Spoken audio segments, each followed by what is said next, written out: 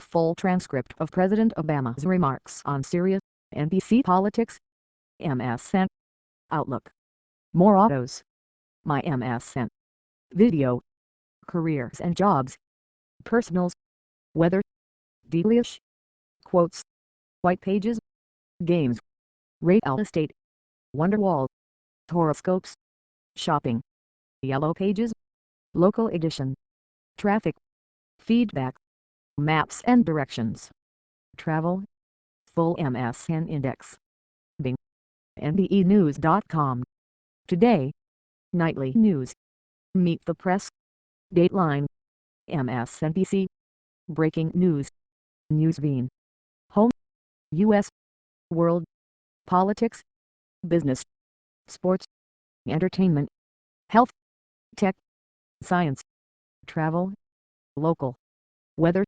Advertise. Vertical line had choices. Recommended, no clear path in Congress to avoiding shutdown. Recommended, after 32 years, Washington peace protest comes to a brief end. Recommended, uncertain path forward after Obama makes his case. Recommended, Clinton, Syria relinquishing chemical weapons would be important step. Heater.top_heater background image, URL http://cdn.lib.newsbeam.com/nbepolitics/images/header.jpg $D = 10,529. The latest political headlines powered by NBC News. About this blog archives email updates follow on Twitter. Subscribe to RSS. 63 comments. Print. 2 days ago. Full transcript of President Obama's remarks on Syria. President Obama says that he'll continue to pursue diplomatic efforts, but if that fails, he wants a targeted military strike, and will not put American boots on the ground. President Barack Obama made the following remarks to the nation at the White House on September 10, 2013. President Barack Obama, my fellow Americans, tonight I want to talk to you about Syria, why it matters and where we go from here. Over the past 2 years, what began as a series of peaceful protests against the repressive regime of Bashar al-Assad has turned into a brutal civil war. Over 100,000 people have been killed. Millions have fled the country. In that time, America has worked with allies to provide humanitarian support, to help the moderate opposition and to shape a political settlement. But I have resisted calls for military action because we cannot resolve someone else's civil war through force, particularly after a decade of war in Iraq and Afghanistan. Advertise. Vertical line had choices. The situation profoundly changed, though, on August 21, when Assad's government gassed to death over 1,000 people, including hundreds of children. The images from this massacre are sickening. Men, women, children lying in rows, killed by poison gas, others foaming at the mouth, gasping for breath, a father clutching his dead children, imploring them to get up and walk.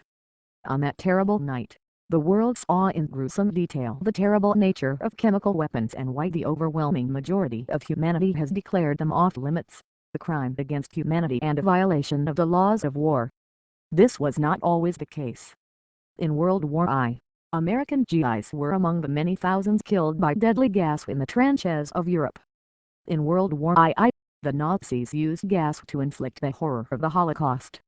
Because these weapons can kill on a mass scale, with no distinction between soldier and infant, the civilized world has spent a century working to ban them.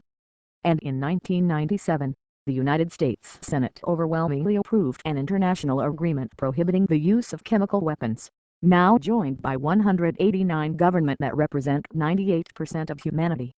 On August 21, these basic rules were violated, along with our sense of common humanity.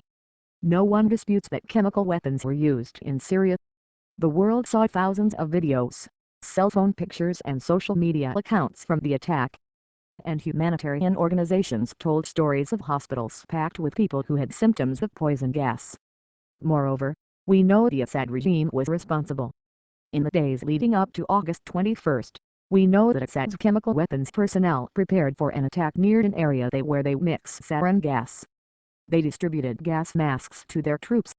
Then they fired rockets from a regime-controlled area into 11 neighborhoods that the regime has been trying to wipe clear of opposition forces. Shortly after those rockets landed, the gas